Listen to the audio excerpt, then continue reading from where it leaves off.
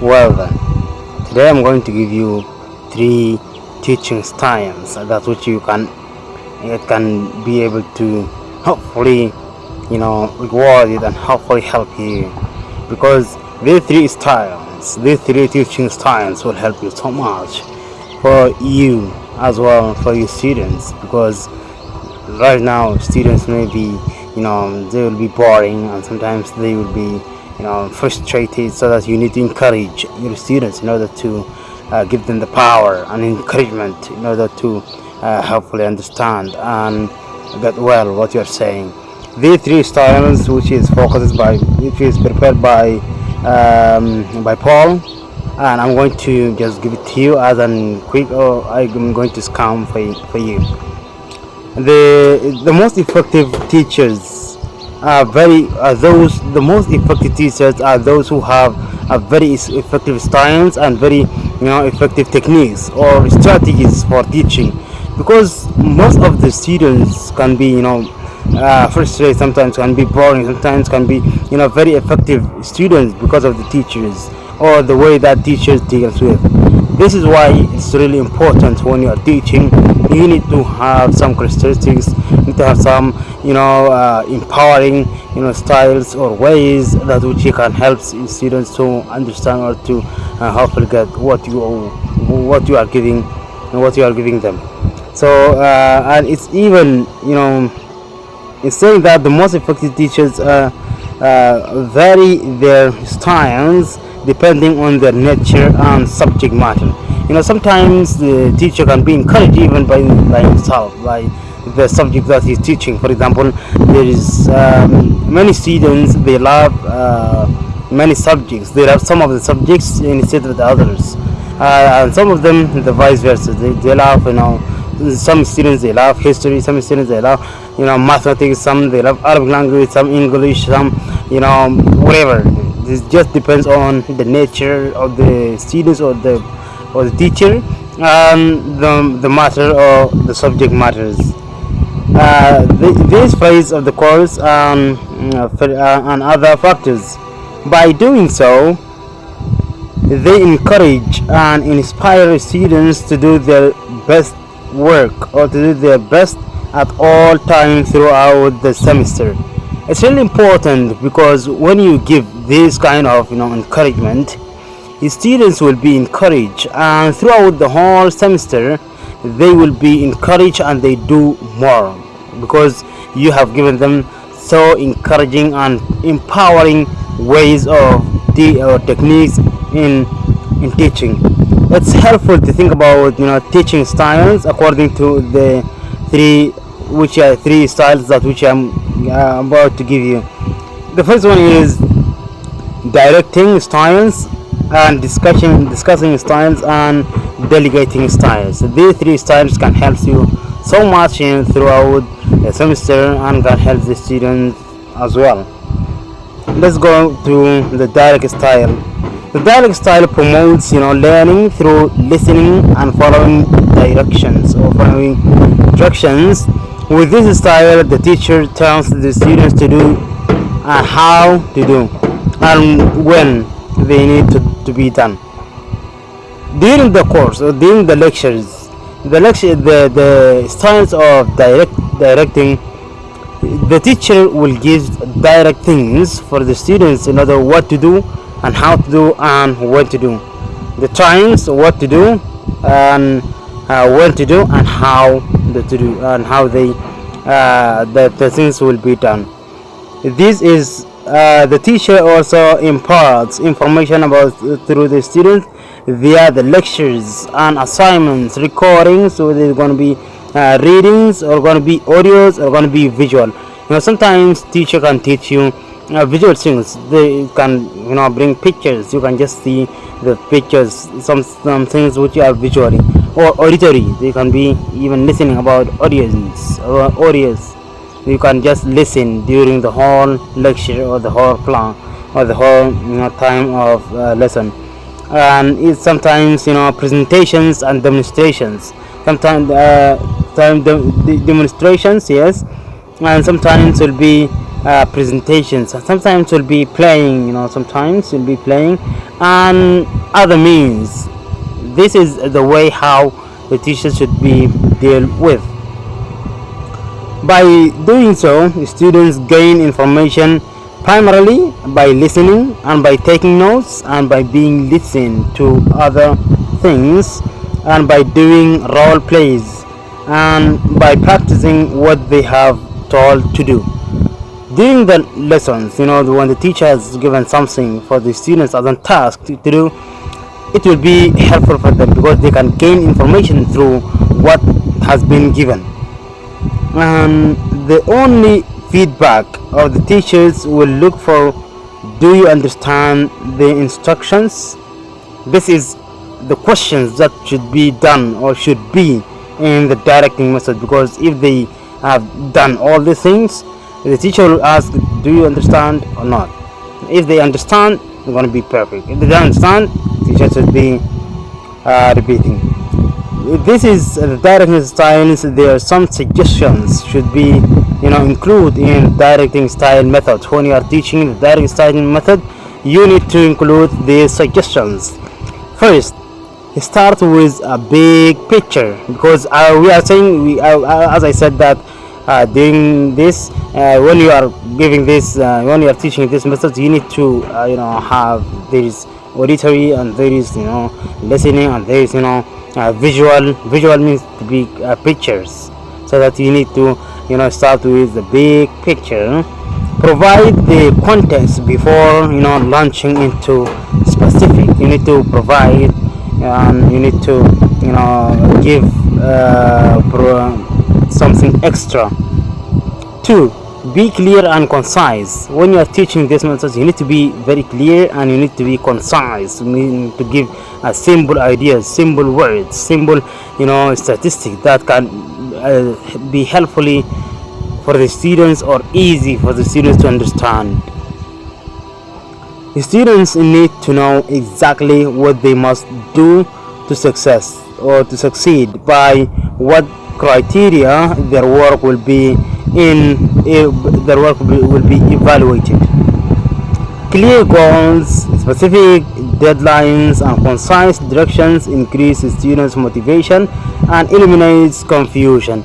By giving these concise words, concise things, students will be easier to understand, and they will be motivated by what you are giving them.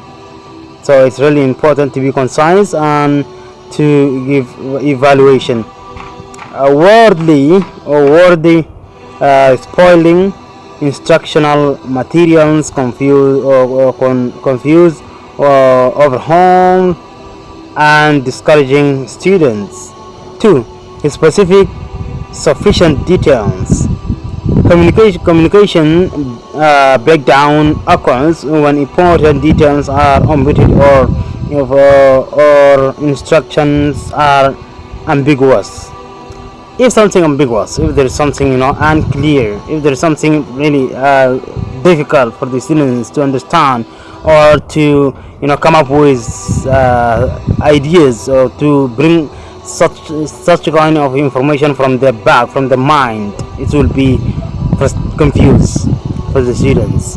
So that you need to be to talk to them, which is communication. You need to suggest for them. You need to give them something that which is easy for them to understand, because if you just deal with such a way, they will not understand and they will be frustrated and confused and they will not be motivated as they have to be. And even providing sufficient information or details, that's going to be help them so much. Don't sugar coat the message. There are times when teachers need to be very direct and candid to get through the students. Sometimes you need not to be sugar added. You need to omit some sugar from what you are doing, because there's sometimes, as I said, that teachers need to be very direct. Sometimes you need to be very direct in your speech, in your way, in your style, in your methods. When you are teaching them, you need to be just direct. You don't need to provide some information by this way in order to get them warm, because it will make them confused when they will not take it as they have to take it, or they will not take it seriously, because you are not giving them directly. You are not, because you haven't been direct, so that it will be very difficult for you when you take the other side. This is the style number one. Let's go to style number two. Style number two is the discussing style. In this discussing style promotes learning through instructions. This style will practice by Socrates, and the teachers will encourage critical thinking and lively discussion by asking students to respond challenging questions. In this style, there are many things: challenging questions, and there circles, and even critical thinking. Pop, something comes into your ideas, something will not come. Confused, difficult. What should you do? Teachers should be very careful in this style, because it needs challenging, it needs information, it needs ideas, critical thinking. All this includes in discussing style. The teacher is the facilitator, guiding the discussion to a logical conclusion.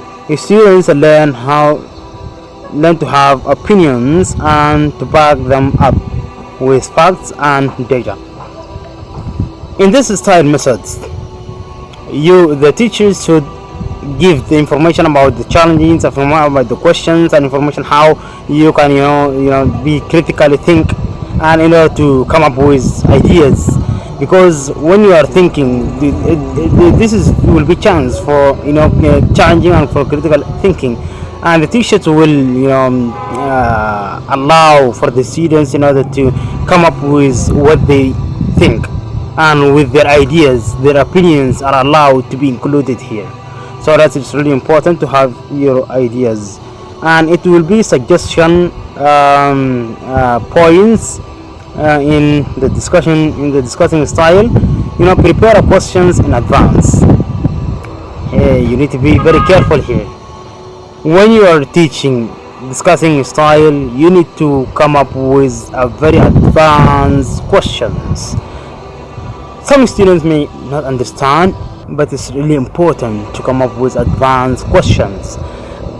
So that's why they need to have also the critical thinking as well, because this is a discussing style. You need to be very direct, and you need to be very critical in your speech, and the way that you use your words or ideas, everything that you are using, you need to be very careful indeed. Discussing great discussion don't just happen. Ask one question at a time. Be open, curious, and interested in learning what each student think. That was my point. When you are discussing, you need to be very open. Don't just ask yes or no questions, which are closed questions. You need to ask open questions. For example, when you are asking a question, don't say that do you, which is open closed questions. When you start a question with do or does, is going to be closed questions. Sometimes the students will say yes and finish. The question is answered. It's very close question. Do you have a car? Yes, I do. Finish. If you ask an open question, what do you have? Open questions. I have a car, I have a pen, I have this and that. Open questions, and then the question will be spawned, or the question will be popped to you again, maybe. So that you need to ask open questions, and you need to be curious about the questions, and you need to be interested in learning. Some students they are not interested in learning. As a teacher, you need to just give an inspirational words to encourage those who are not deeply interested in learning, because they are learning, but they are learning by force. They haven't any intention, they haven't any interesting in what they are learning. So that you, as a teacher, you need to encourage and you need to let them love what they are doing. Don't allow one or two students to dominate the discussion. Solicit everyone's ideas and opinions. Greatly draw out the students who seem insecure and resonated by by participant or by participate. And sometimes I start my class by saying, I want to give each of you a minute to discuss your view on this topic. Let's go around the room and hear from everyone. Get closer by reviewing the key points and hand make and by point you want to make. Have students grade questions. Like I said, I have my students read a case study and formulate 3 questions to ask their classmate and utilize clicks. When you are teaching, when you are in a class with students, you need to give them some time. When you have a topic, when you have something to discuss about, you need to give an extra or some minutes before you start. You need to give them like 1 minute. What do you think about this? For example, marriage. What do you think about marriage? I want every single one of you to give me a quick answer in just 1 minute. Think about it.